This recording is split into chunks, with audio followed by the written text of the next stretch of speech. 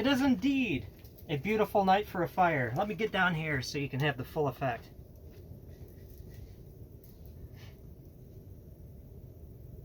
Pretty much every night is a beautiful night for a fire. But winter nights around the fire were just made for telling stories. If you can take yourself back to that time before there were roads and the forests were the way they should be, with trees so big that it would take 6 people touching their fingertips to go all the way around. You didn't necessarily exactly know where the next person over was, especially in an area of forest. You're somewhat isolated, though there was a lot of trading that went back and forth. Well, this story takes place on the shores of Lake Superior, Lake Gitchigumi. And it has to do with a mother and a daughter, though they weren't really mother and daughter. They just happened to find each other. They lived in isolation in this heavily forested area on the shores of the big lake. The big lake. Well, they managed to eke out a living. They had a decent little lodge, and they would dig wild potatoes and find berries to eat, and then would walk along the shoreline to see if a fish had died and been washed up that was still, edible, still fresh enough.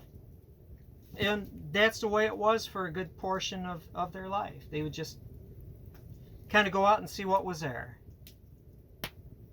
Well, the daughter was walking along the shoreline one day, and a strange wind, this unusual wind, blew past her and blew up her skirt, and she had the feeling like she was in the presence of someone else, that somebody was watching her. Somebody had made contact with her, but she couldn't really pin it down because she didn't see anybody. She just felt that unusual wind blow past her. Well, she made it back to the home, and the mother looked at her and just was suspicious about her demeanor and asked her, "Daughter, did you see anybody while you were out, or did you talk to somebody?" And the daughter was like, "No, mother, I didn't see anybody or talk to anybody, but when I was walking along the shore of the lake, a strange wind blew past me and gave me the feeling like somebody was there, although I couldn't see him." Well, a few days later, something happened. The mother awoke and then looked over towards the bed where her daughter should be sleeping, and she was gone. She ran out of their lodge and searched around, and all she found was this leaf with a little drop of blood on it. And she didn't know why, but she picked up that leaf and later that evening put it on the bed where her daughter should be.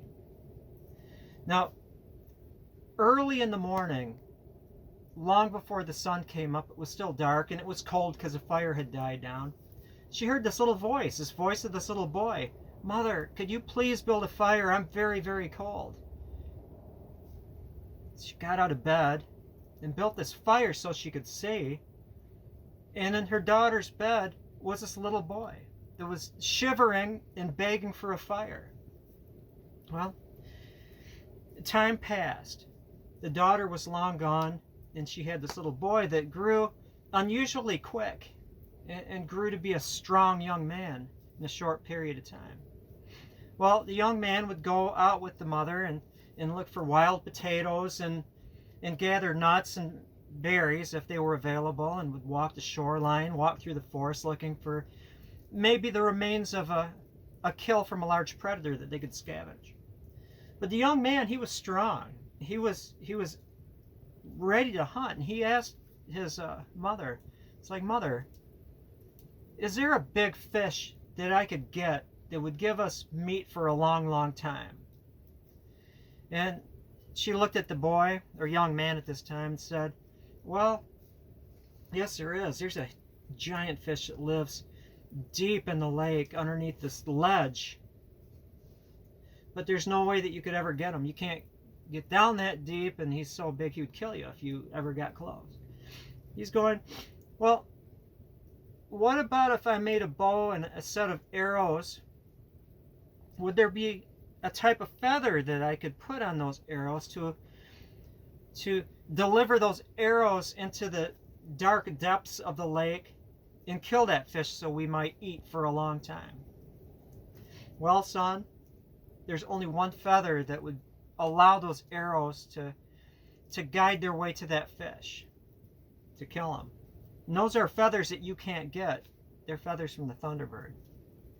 Well, this young lad was not your average person. He was not a normal human. He was Manaboosho. Variants of that name, depending on the region. Manaboosho, Manaboosho, Manaboosho. She called him Manaboosho. Manaboosho was a helper, a teacher, somebody who would punish greedy or bad people. He helped guide people into being the best people they can be.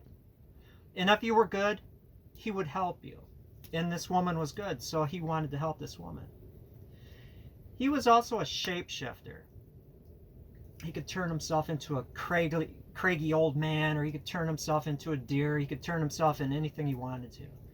But he chose to turn himself into a cunning little rabbit. So Manaboosho transformed himself into this cunning little rabbit because he had a plan.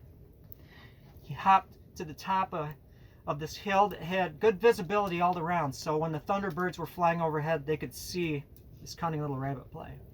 Well, he was darting back and forth, doing this and that, and he was spotted by the father Thunderbird. Well, that Thunderbird, with his giant wings, swooped down and landed next to that rabbit and said, "What are you doing?"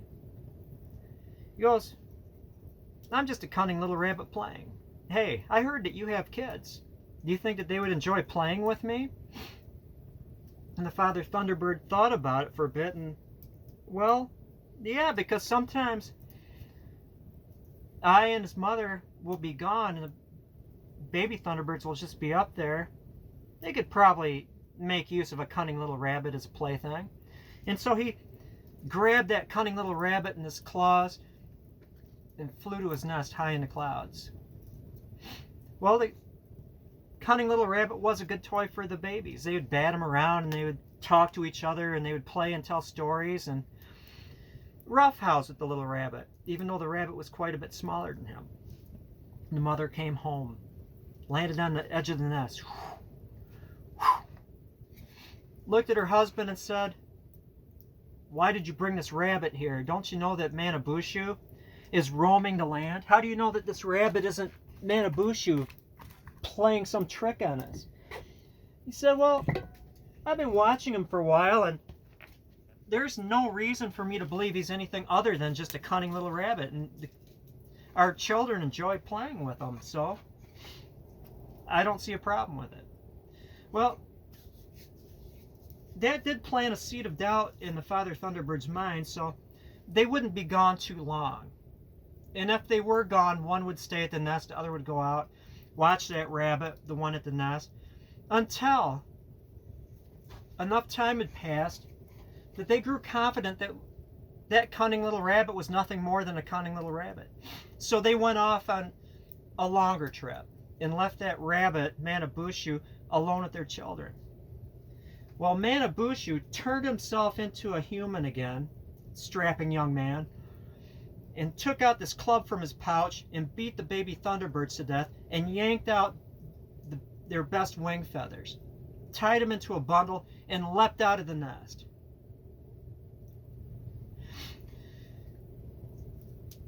Now, it was a long way to plummet to Earth, and he was going to hit hard, but he knew that he would be okay because he's Manito. He's a spirit person that's not going to die if he whaps into the Earth really hard. It did knock him out for a bit, but when he awoke, he looked up and saw that the Thunderbirds had spotted him. So he turned himself back into that little rabbit and grabbed that bundle of feathers and went darting around, darting into the woods.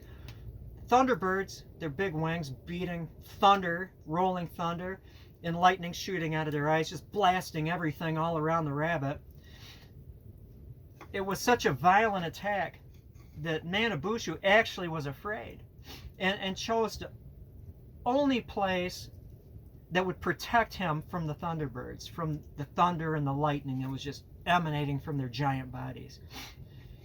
He ducked into this birch tree that had fallen, long ago enough so the wood inside was rotted and gone, and it was just a shell of birch bark, just a tube laying on the ground. While the Thunderbirds landed on either end of that long birch bark tube and peered in there. They could kind of see him in there, but they weren't able to reach him with the lightning and the thunder. And they screamed in there. Manaboosho, you hid in the only place that we couldn't get to. The birch tree, the king child of the forest. The birch tree has marks that Manaboosho left, horizontal black lines. And it also has something that clues you into it being the king child of the Thunderbirds, is that it has Thunderbird patterns on the bark. And you can see that to varying degrees depending on the birch tree. Some of them are kind of faint and others just stick right out. You can see the shape of the Thunderbird, the wings, and then the body. Now, Manaboosho was able to get back and using those feathers, fletched his arrows, and he got that fish. And he and his mother were able to live for a long time. The other part of that story is the importance of the birch tree to the native culture, because it's very handy. You can use the birch tree to preserve stuff. You can create birch bark containers that prevent things from rotting and spoiling. You can use birch bark like G from Warpath Archery as to back a bow. You can use birch bark. I started this fire with birch bark. And you can build that which is the highest technology of the native culture, really. And this might be up for debate, but I'm going to claim that I'm correct, and that I'm saying that the Wigwaz Jimon, the birch bark canoe, is the highest form of technology. Floats like a leaf on the water, lasts for many years. It's tough enough to go through rapids, and yet it's light enough just to carry for a long distance. It's a beautiful, beautiful thing. All thanks to the birch tree. And now, I'm going to thank you for listening to this modest story, although it's not modest, and think back again to when there were no roads and the forests were full of giant trees and there weren't people everywhere tearing things up. The way things should be, where everyone is capable and has a skill and knows how to do something, even if it's only this point in time telling a story around a fire. In the winter, in a teepee. Doesn't get better than this. Have a good one, and thank you for stopping by my teepee. I enjoyed your company.